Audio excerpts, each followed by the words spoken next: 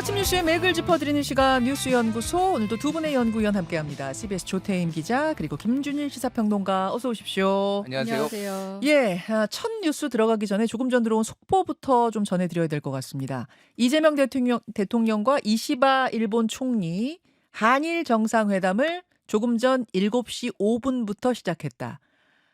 조금 전 7시 5분부터 이재명 대통령과 이시바 일본 총리의 한일 정상회담이 시작됐다는 거죠, 조태임 기자? 네, 뭐 지금 막 들어온 속보인데 원래 오늘 오전에 할 것이라 예상은 있었거든요. 네. 근데 취임 후 한 14일 만에 뭐 역대 대통령 중에 가장 빠른 시기에 한일 정상회담이 이뤄진 거고요.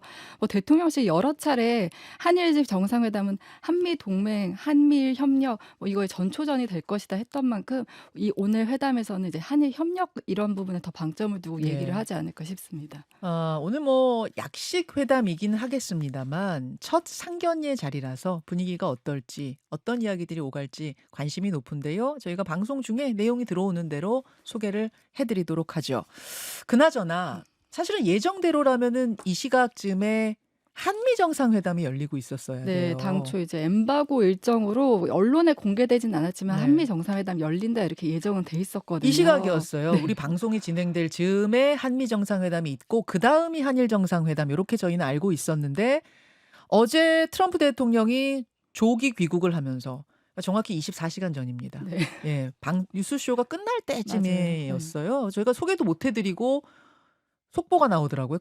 클로징을 하고 있는데 트럼프가 떠난다고. 이게 그래서 무슨 이제 일입니까? 트럼프 떠난다고 해서 이렇게 되면 이제 한미 정상회담도 어려워지는 거 아니야 했는데 이제 실제로 한미 정상회담 이제 불발이 된 거죠. 그렇죠. 네, 트럼프 대통령 이제 워낙 이란 이스라엘 상황이 급변하다 보니까 조기 귀국을 택한 건데 아무래도 양자 회담이 이렇게 예정된 상태에서 조기 귀국을 하다 보니까 외교적 결례 아니냐 이런 지적 나올 수 있는데 대통령실 설명은 이런 다자 회의 계기 양자 회담에서는 예상치 못한 변동이 생기기도 한다. 그리고 미국 측이 충분히 한국의 사전 양해를 구해왔다. 결례로 보기 어려운 급박한 결정이었다 설명을 했고요.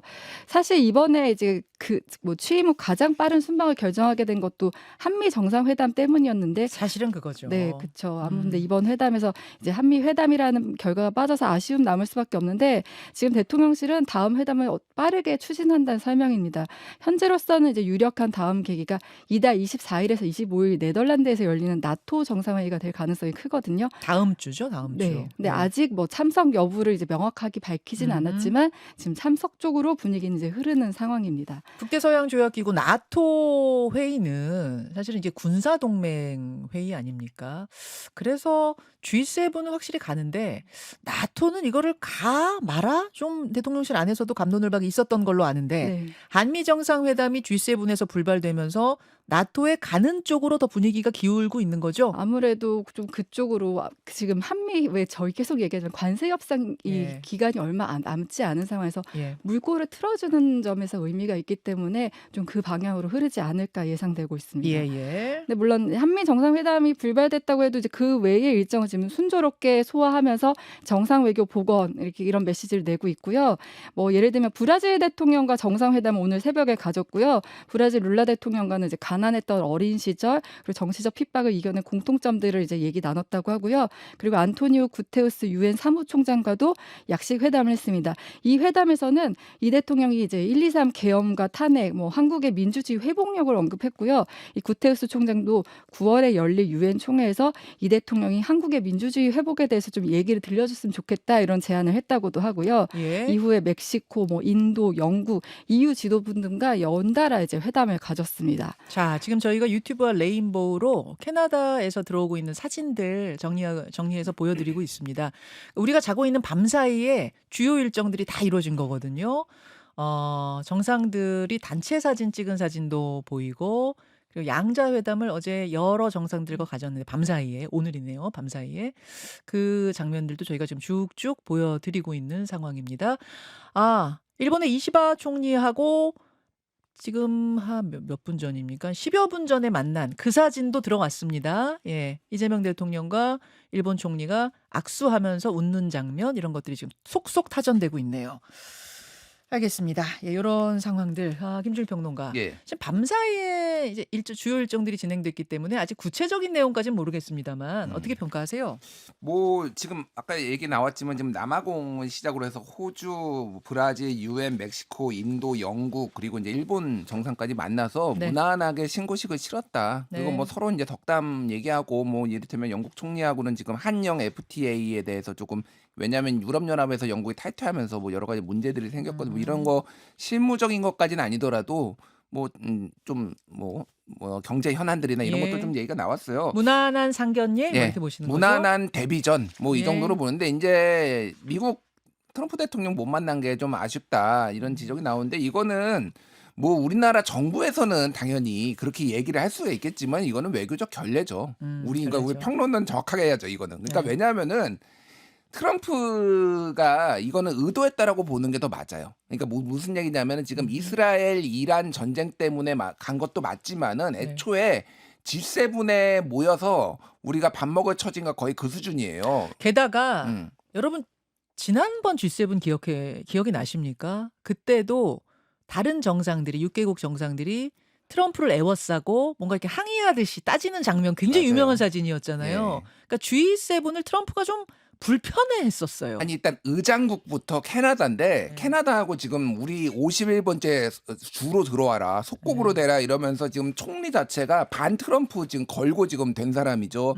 그리고 지금 영국 뭐 프랑스 독일 할 거 없이 지금 유럽연합하고 다 갈등에 있거든요. 네. 그러니까 우크라이나 전쟁 종전 문제라든지 나토 문제라든지 네. 그러니까 관세 협상까지 있어서 그래서 트럼프는 본인 하고 싶은 얘기만 다 쏟아내고 튀었어요 사실상. 이건 튀었다라고 보는 게 맞을 것 같아요. 그러니까 자국으로 빨리 돌아갔다. 듣기 싫은 얘기 듣기 싫어서 그러니까. 오긴 왔는데 예, 예. 어쩔 수 없지. 오긴 왔는데 사실은 굉장히 불편한 자리였는데 마침 이스라엘 이란전까지 이렇게 벌어지니까 좀 핑계 삼아 떠난 건 아닌가 이런 느낌도 살짝 들어요. 근데 이제 뒤에 우리가 얘기를 하겠지만 네. 핑계는 아니고 이게 네. 정말로 중차대한 문제고 지금 한일 정상회담 같은 경우에는 일본에서 촉각을 곤두세우고 있는 거는 이재명 정부의 대일 기조가 어떻게 될 것인가. 근데 뭐 아주 구체적인 내용이 나오진 않겠지만은 특히 이제 이게 한미 윤석열 정부 때 한미일 이제 공조, 네. 군사 공조 이런 것들이 사실상 지금 와해되거나 이제 무력화됐다 이런 얘기들이 나오잖아요. 그러면 새롭게 이제 한일 간에서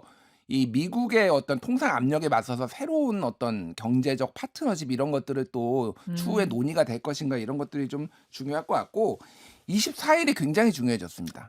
6월 24일이요? 다음 주 화요일인데요. 예. 왜 그러냐면 24일에 지금 매일경제 단독 보도도 나왔는데 관세 협상 본격적으로 24일부터 시작한다는 거예요. 그래요. 예, 화요일에 24일 시작하고 지금 아직 결정은 안 됐지만 나토 정상회의에 갈 가능성이 높아진 게 네. 트럼프를 안 만났기 때문에 못 만났기 때문에 저 나토 정상회의에 가서 만날 가능성이 높고 또 하나는 김민석 총리 국무총리 후보자 인사청문회가 24일부터 시작돼요. 이게 사실은 저는 그렇죠. 이게 좀 맞춘 것 같아요. 그러니까 이게 대통령도 해외에 좀 나가고 이런 식으로 24일이 어쨌든 굉장히 좀 중요해졌다. 다음 주 화요일이. 다음 주 화수 이틀 동안 국무총리 후보자 인사청문회 날짜가 잡혔죠 어제. 이런 일정들이 다음 주에 굉장히 긴박하게 돌아가겠네요. 알겠습니다. 일단 여기까지 G7 이야기를 좀 정리해 놓은 상태에서 이란과 이스라엘 상황 거기에 이제 미국까지 개입하느냐 마느냐 이 상황들 정리해 주세요. 네, 뭐 어제 트럼프 대통령 조기 귀국하면서 지금 심각성이 더 부각되고 있는데요. 트럼프 대통령이 이제 자신의 귀국 이유에 대해서 이제 트루스 소셜 계정에 올린 글에서 네. 이스라엘과 이란의 휴전과 관계가 없다. 그것보다 훨씬 더 큰 것이 있다 밝혔는데 지금 그게 뭔지는 알기 어려운 상황이에요. 이게 말입니다. 그러니까 트럼프가 캐나다를 떠나니까 기자들이 질문했을 거 아니에요. 이란과 이스라엘 사이의 그 휴전 협정 때문에 가시는 거예요? 또 마크론 그랬더니 대통령이 SNS에 휴전을 맞아요. 할 것이다 이런 얘기를 또 써놓기도 했고요. 그랬죠. 네. 그랬더니 거기에 대고 휴전과 관계없다. 그거보다 훨씬 큰 게 있다. Much bigger than that. 이렇게 썼네요. 원문으로는 much bigger than that. 그래서 그 큰 게 뭐야? 도대체 뭐야? 이게 이제 초미의 관심 네, 아니었습니까? 맞습니다. 지금 이제 뭔지는 알 수 없지만 그 이후에 또 계속 글 올리고 이제 발언하는 걸 보면은 네. 이제 협상보다는 군사적 압박, 뭐 무력 개입이 중심이 될 것이다 이런 전망이 나와요. 음흠. 조금 전 이제 우리 시간 새벽 5시 전후 트럼프 대통령이 백악관 상황실에서 국가안보팀을 소집해 회의를 열고 1시간 20여 분 동안 회의를 가졌다고 하는데 여기에서는 이제 미국이 직접 개입할지 여부를 논의한 것으로 지금 알려져 있습니다. 예. 그런데 이제 요 회의 내용은 공개되고 있지는 않은데 네. 미국 언론들은 이제 미 군을 동원해서 이란의 핵시설을 타격하거나 이스라엘을 적극 지원함으로써 미국이 이제 분쟁에 직접 개입하는 거 아니냐 이런 가능성을 좀 높게 보고 있어요. 그렇다면은 이란의 핵 저장고는 지하에 있어요, 여러분. 이스라엘이 타격한 거는 지상의 핵시설입니다. 핵심은 지하 저장고예요. 근데 이거는 미국의 벙커버스터만이 뚫고 들어가서 파괴할 수 있는 거거든요. 미국이 자신들의 벙커버스터를 이용해서 이란의 핵 저장고를 타격할 가능성이 높아졌다 이렇게 볼 수도 있습니까? 그런 얘기도 지금 이제 외신들을 통해서 계속 나오고 있습니다. 지금 현재까지는 중동 지역에 F-35, F-22 전투기 이제 증강 배치하고 있고 아까 말씀하신 핵시설 타격 위해서는 벙커버스터 폭탄과 이제 B2 폭격기를 지원하는 내용들도 논의되고 있다고 하고요. 그리고 이제 여기에 대해서 뭐 이란도 이제 보복을 예고하면서 미사일과 드론 발사했는데 이스라엘 측에서는 이제 실질적 피해 없다 이렇게 하면서 약간 좀 반박을 하고 있는 상황이고요. 그리고 앞서 이제 트럼프 대통령 G7 도중 귀국길에 네. SNS 통해서 뭐 누구를 특정하진 않았는데 현재 남아 있을 수 있는 사람들 대상으로 테헤란 다 떠나라 이런 얘기를 했거든요. 맞습니다. 네, 그래서 지금 어떻게 보면 일종의 미국인이나 이란 주민에게 대피 공고를 한 거 아니냐 이런 거 이제 우리 외교부도 이란 전 지역에 대해 여행 경보 3단계 발령하고 네. 그럼 이제 출국 권고 조치거든요. 네. 그리고 다른 나라 뭐 중국, 일본 등도 다 이제 외국 이제 나와라 이렇게 권고하고 있습니다. 자, 어제 저희 방송 중에 이란의 국영방송국에서 앵커가 뉴스 전하고 있는데 폭격 당하는 그 장면 저희가 소개를 해드렸던 거 여러분 기억하시죠? 그러니까 지금도 계속 교전이 계속되고 있는 상황입니다. 김준일 평론가. 예. 트럼프의 말을 한번 해석해 봐야 될 것 같은데요. 휴전 협정보다 더 큰 거다. 더 큰 일이 있을 거다. 이런 얘기를 했고 테헤란에 남아있는 사람들, 이란의 수도에 남아있는 사람들 싹 다 떠나라. 이런 말 했고 이게 트럼프식 과장법이냐. 진짜로 개입하려고 하는 거냐. 어떻게 보세요? 그러니까 이제 블러핑이라고 보통 얘기를 하죠. 이제 카드에서 본인이 가진 패보다 좀 더 센 패를 이제 뭐인 것처럼 행동을 하는 거. 근데 트럼프의 그동안의 전략은 네. 소위 말하는 매드맨 전략, 네. 미치광이 전략. 그래서 내가 이런 것까지 할 수 있어라고 하고 그런 것들을 또 실행도 하고 네. 뭐 이를테면 관세 같은 것도 막 때리고 막 그랬잖아요. 이것도 그 전략으로 보는 게 맞을 것 같습니다. 그러니까 그 마크롱 대통령이 네. 이스라엘 이란 평화협정 얘기를 하니까 그거 아니다라고. 그러니까 마크롱하고 일단 사이가 안 좋아요. 그러니까 네, 한번 그쵸. 소위 말해서 이제 속된 말로 쪽 한번 주기 위해서 이렇게 아니, 한 거예요. 예. 언어는 좀 순화해 아, 예, 주시고요. 예. 그러니까 창피를 주려고 했다. 창피를 주려고 한 건데 거기에서 그걸로 끝난 게 아니라 여기에 이제 큰 그림이 있는 거는 군사 개입에 시사하는 거는 굉장히 중요한 건데 이게 이제 연원을 따지면은 미국하고 이란하고 핵을 협상을 해가지고 타결이 된 게 오바마 정부 시절이에요. 네. 근데 모든 거에 안티 오바마였거든요. 그래서 1기 트럼프 때 깨버렸어요, 일방적으로. 그러다가 지금 다시 이제 협상을 들어간 거잖아요. 네. 자기가 이제 평화를 만들겠다, 이 중동 지역에. 네. 근데 오바마랑 같은 방식으로는 안 된다라는 거예요. 그러니까 이게 지금 이미 교착 상태에 있고 질이 멸렬하다 이런 상황이다 보면은 아예 지금 이스라엘이 지금 이렇게 이란에 치고 있는 이 상황을 최대한 이용해가지고 완전히 굴복시키겠다. 그러니까 오바마처럼 그런 식으로 하는 게 아니라 완전히 이란의 핵 능력을 제거해버리겠다라는 거예요. 그러니까 모든 가능성. 그러니까 CNN에서 지금 군사개입 가능성을 지금 국가안전보장회의에서 얘기를 했다라는 거는 이거는 언론을 이용해서 사실은 엄풀을 하는 거일 수도 있다. 근데 그게 완전히 가능성이 제로는 아니다. 이렇게 보는 게 맞을 것 같고 하메네이 지금 이란은 대통령 위에 최고 지도자가 있거든요. 종교 지도자 하메네이가 예. 사실은 최고 리더죠. 36년 동안 지금 통치를 했어요. 네. 근데 여기에서 지금 어떤 상황이냐면은 지금 이스라엘하고 이란하고 지금 이제 드론 전쟁하고 지금 미사일 전쟁하고 있잖아요. 네. 그런데 생각보다 많이 이란이 약점을 노출했다라고 지금 외신들은 보고 있어요. 이란이 많이 밀려요. 많이 밀려요. 많이 밀려요. 물론 이제 그 이스라엘의 방공망 아이언돔을 뚫고 네. 왜냐면 막 드론을 수십 개 날리면서 교란 작전을 펼치면서 이렇게 해서 몇몇 이제 뚫긴 했지만 네. 기본적으로 이번에 어떤 일이 있었냐면은 그 군사 지도자들 있잖아요. 네. 거의 다 암살당했습니다, 지금. 이란의 군사 지도자. 이란의 군사 지도자들이 모사드에 의해서 거의 다 암살당했어요. 네. 그래서 우리는 또 암살할 수 있다. 그리고 트럼프도 하메네이 너까지 지금 어디 있는지 알고 있다라는 거는 결국은 완전히 굴복하고 나와서 협상해라라는 거를 지금 판에 깔아놨다 이렇게 보시면 그리고 실제로 지금 이란이 상당히 떨고 있대요. 이번에 그 이란 군 수뇌부들이 싹 다 폭살되는 걸 보면서 야, 이 정도로 정보가 있다 그러면은 우리의 최고 지도자, 종교 지도자 하메네이가 어디 있는 것도 다 알고 있겠네. 뭐 지금 이런 두려움이 있는 상황이니 트럼프가 조금 더 밀어붙여서 아예 백기투항을 좀 시켜보자 이런 분위기인 것 같습니다. 다만 이제 벙커버스터를 이스라엘에 직접 제공하거나 직접 미국이 치는 거는 아직은 결정된 바가 없고 이게 네. 왜냐하면은 결국은 이거는 그러면 중동 전쟁 국제전이 될 수가 있거든요. 러시아가 개입을 할 수가 있어요. 러시아 뒤에 이란 뒤에는 러시아가 있고 지금 시리아가 지금 정권이 바뀌면서 이란밖에 안 남아요. 러시아의 우호적인 나라는 이란밖에 안 남았다고 생각을 하기 때문에 러시아가 개입할 수가 있어요. 아, 이게 이제 복잡한 문제예요. 그리고 벙커버스터를 쓰더라도 네. 한 방으로 안 된다고 합니다. 그래요? 여러 개를 써야 된대요. 그러니까 이게 지하 100m 이하로 지금 파묻었는데 네. 이름이 GBU57인데 이게 콘크리트는 60까지 지하까지 100m까지 뚫르는데 이게 시뮬레이션 해보니까 한두 발로 안 된다라는 거예요. 그러면 굉장히 많은 게 투하가 돼야 되고 이게 좀 국제전 양상으로 갈 수 있어서 거기까지는 그냥 카드로만 만지작되고 있다. 이 정도 봐야 될 것 같아요. 그러니까 트럼프식 과장법일 가능성이 아직은 조금 더 높다? 뭐 이렇게 봐야 될까요? 그러니까 벙커버스터를 직접 제공해가지고 물리력으로 직접 들어가는 거는 조금 아직은 봐야 된다. 예. 이게 크게 번지면 안 되죠. 아, 안 되죠. 지금 뉴욕 증시 밤사이 한 1% 정도 떨어진 것 같던데 이게 경제에도 세계 경제에도 미치는 영향이 워낙 커서 이 전쟁이 커지면 절대 안 됩니다. 이 이야기는 잠시 후에 인터뷰를 좀 더 풀어보고 다음 이슈 넘어가죠. 컴백 홍준표. 컴백 홍준표. 홍준표 전 대구시장이 컴백홈 했습니다, 어제. 네, 정계 은퇴 선언하고 이제 하와이로 떠났던 홍준표 전 대구시장 어제 귀국을 했는데 뭐 귀국 전부터 이제 몇 시에 오는지 갖고도 기자들 사이에서 얘기가 많이 나왔었거든요. 네. 그만큼 관심이 뜨거웠는데 홍 전 시장 어제 좀 옷이 눈에 띄더라고요. 빨간 티셔츠를 안에 입고 있었는데 이제 기자들이 여러 질문 내놨을 거 아니에요. 국민의힘 비대위원장이 내놓은 이제 쇄신안에 대해서 물어보니까 나는 이미 탈당했다. 국민의힘하고는 아무 상관없다. 이렇게 답을 했고요. 그리고 또 한마디 했는데 새 정부가 출범한 거에 대해서 새 정부가 좀 정치 보복을 하지 말고 국민 통합으로 나아가서 안정되도록 해줬으면 좋겠다 이렇게 밝혔습니다. 네. 그리고 이제 향후 정치적 진로 이게 제일 궁금한데 여기에 대해서는 차차 말씀드리겠다 이렇게 말을 아꼈고요. 네. 신당 창당 가능성에 대해서는 아무런 답을 하지 않았습니다.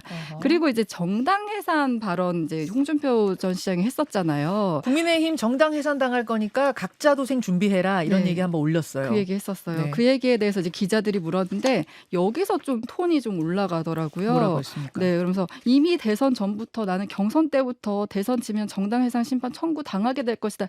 이 얘기했었는데 그때 아무도 관심이 없었던 거다. 그래서 줄곧 해왔던 얘기라는 걸 강조를 했고요. 네. 지금 뭐 생각해 보면 홍준표 전 시장 이제 정계 은퇴한다고 하고 하와이로 출국해서 한 38일간 머물렀는데 그 존재감은 그 한 달 동안 제가 어떻게 보면 가장 컸던 기간 아닌가 싶은데 아니 하와이로 정계 은퇴하고 떠난다고 한 다음에 정계에서 가장 뜨거웠어요. 가장 관심도가 화냈어요. 높았는데 네. 그 소통 방법으로 이제 SNS와 그다음에 소통 채널 청년의 꿈에서 자기 생각을 계속 얘기했잖아요. 네. 몇몇 발언 소개하자면 대선이 한창이던 시기에 5월 25일에 이준석 개혁신당 대통령 후보에 대한 투표는 사표가 아니라 미래에 대한 투자 이렇게 얘기를 했고요. 그리고 최근에 이제 6월 9일에 청년의 꿈에 한 지지자가 혼카 중심의 신당을 원한다 하니까 알겠습니다라고 해서 이거 신당 창당 가능성 있는 거 아니냐 이런 해석들이 나오기도 했습니다. 자, 김준일 평론가. 네. 홍 전 시장의 뭐 앞으로 행보도 좀 궁금하고 또 어제 국민의힘에서는 송원석 신임 원내대표가 혁신이 띄우자 요 새로운 제안을 던지면서 좀 시끄러웠거든요. 예. 정리 좀 해보죠. 이게 일단 홍 전 시장의 이슈 메이킹 능력은 국내 탑 클래스다. 맞아요, 예, 진짜요. 정말 네, 그런 생각이 정말. 들어요. 네. 그러니까 이게 그래서 하와이 홍준표 망명 정부가 귀국한 거다. 뭐 이런 표현까지 우스갯소리가 있더라고요. 있을 우스갯소리로 정도로. 그러니까 뭐 정계 은퇴했다라고 하지만 아무도 믿지 않는 거죠. 네. 근데 이게 홍준표 시장이 그러면 정계 복귀를 하거나 신당을 만들 수 있는 상황이냐? 이거는 사실 본인이 주되게 하기보다는 약간 종속 변수에 가깝다라고 보는 게 맞을 것 같아요. 그래요? 왜냐하면은 신당에 해가지고 지금까지 계속 한 게 아니라 결국 국민의힘의 상황이 어떻게 되느냐. 그러니까 계속 얘기를 하는 게 위헌정당 해산 심판 이런 가능성이 있다라는 거는 그런 정도의 지각 변동이 일어나야지 새롭게 또 이렇게 이합 집산이 가능하다라고 그렇죠. 이제 보면서 여지를 계속 주는 것 같고 송원석 원내대표의 혁신위원회는 지금 삐걱대고 있어요. 오늘 그래서 송원석 원내대표가 모든 일정 비우고 네. 지금 뭐 어제는 초선 의원 만났고 중진들 재선들 다 만난다라는 거예요. 그래서 릴레이 회담하면서 당 혁신을 어떻게 할 것이냐인데 김용태 비대위원장하고 이미 갈등이거든요. 5대 혁신안에 대해서는 그건 받을 수 없고 혁신위원회에서 내가 끌고 가겠다. 이거는 내 성과물로 만들겠다라고 하는 거니까 김용태 비대위원장은 그러면 나는 그 혁신위원회 만드는 거 내가 그거 결국 비대위원장이 해줘야 되는 거예요. 근데 나는 그거 협조할 수 없다. 이렇게 되니까 아마 이번 달 말까지는 약간 공전되지 않을까 지금 그런 상황이에요. 자, 상황 복잡하죠, 여러분. 이 혁신위를 띄우겠다라고 신임 원내대표가 던졌는데 사실 그 권한은 비대위원장한테 있거든요. 근데 비대위원장 임기는 12일밖에 안 남았어요. 이런 상황. 자, 이 상황을 어떻게 바라보고 있는지 신지호 전 전략기획부총장 오늘 2부에 인터뷰 준비되어 있습니다. 거기서 풀어보죠. 두 분 수고하셨습니다. 감사합니다. 김현정의 뉴스쇼는 시청자 여러분의 참여를 기다립니다. 구독과 좋아요, 댓글 잊지 않으셨죠? 알림 설정을 해두시면 평일 아침 7시 10분 실시간 라이브도 참여하실 수 있습니다.